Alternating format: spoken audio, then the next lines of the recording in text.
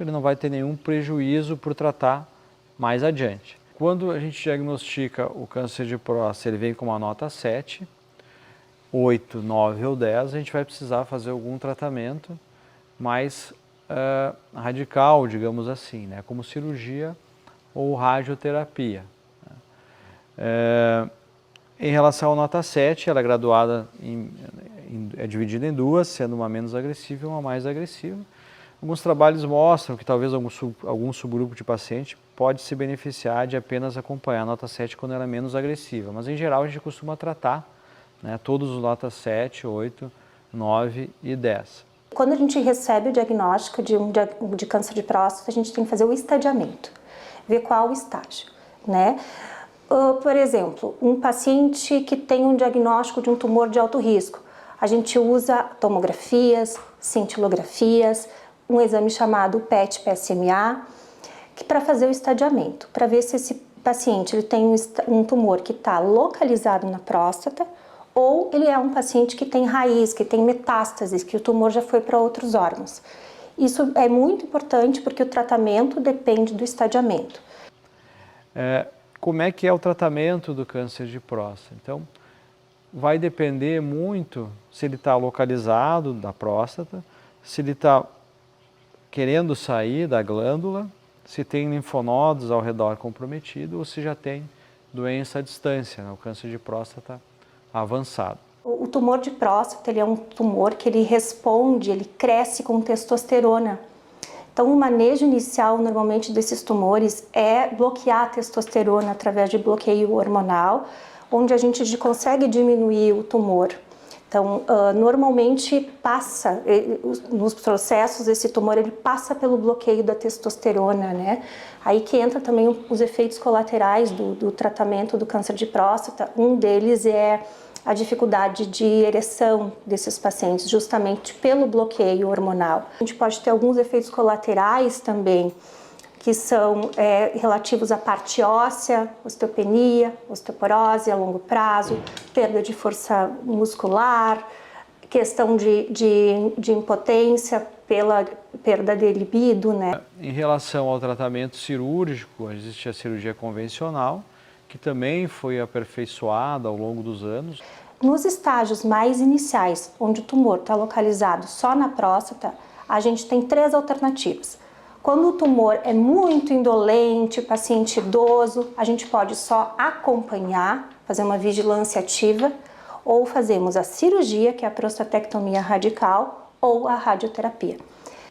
Então a gente começou a fazer a cirurgia com preservação dos nervos, que melhora então tanto a ereção quanto contribuem também na continência da urina no pós-operatório.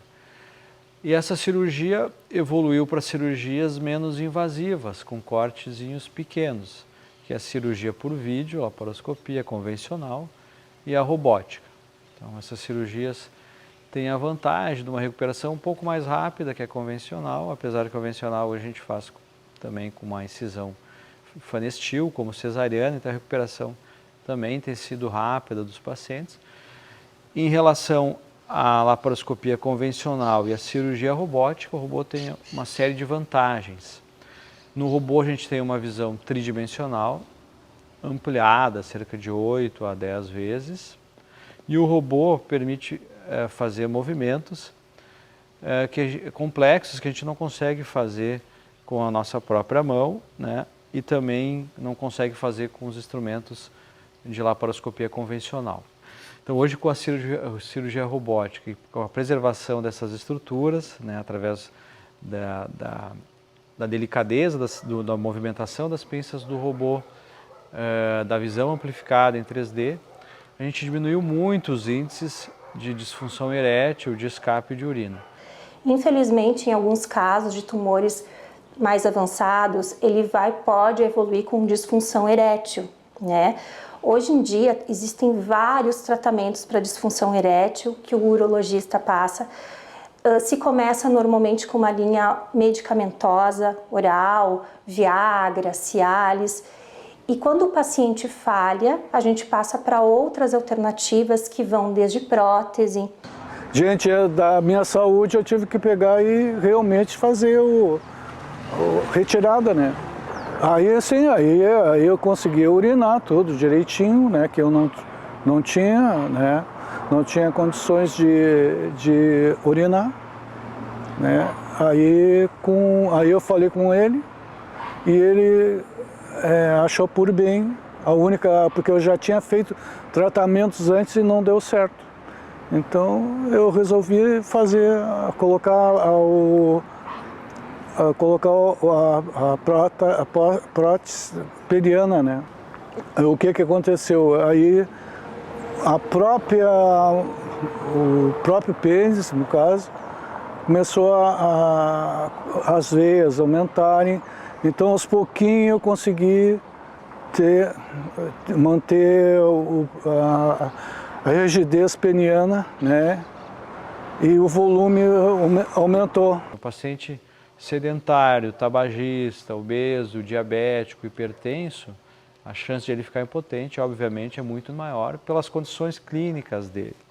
Eu consigo gozar. Eu não tenho ejaculação, porque ela vai direto para a bexiga. É a oportunidade que eu tenho de continuar a ser o que eu era, né? Mas se o paciente não é um candidato ideal à cirurgia, ou muitas vezes não quer ser submetido a um procedimento cirúrgico, por menos invasivo que seja a cirurgia hoje em dia, a gente tem alternativa com vistas à cura, que é a radioterapia. A radioterapia também funciona muito bem para tratar o câncer de próstata, com altos índices de cura também.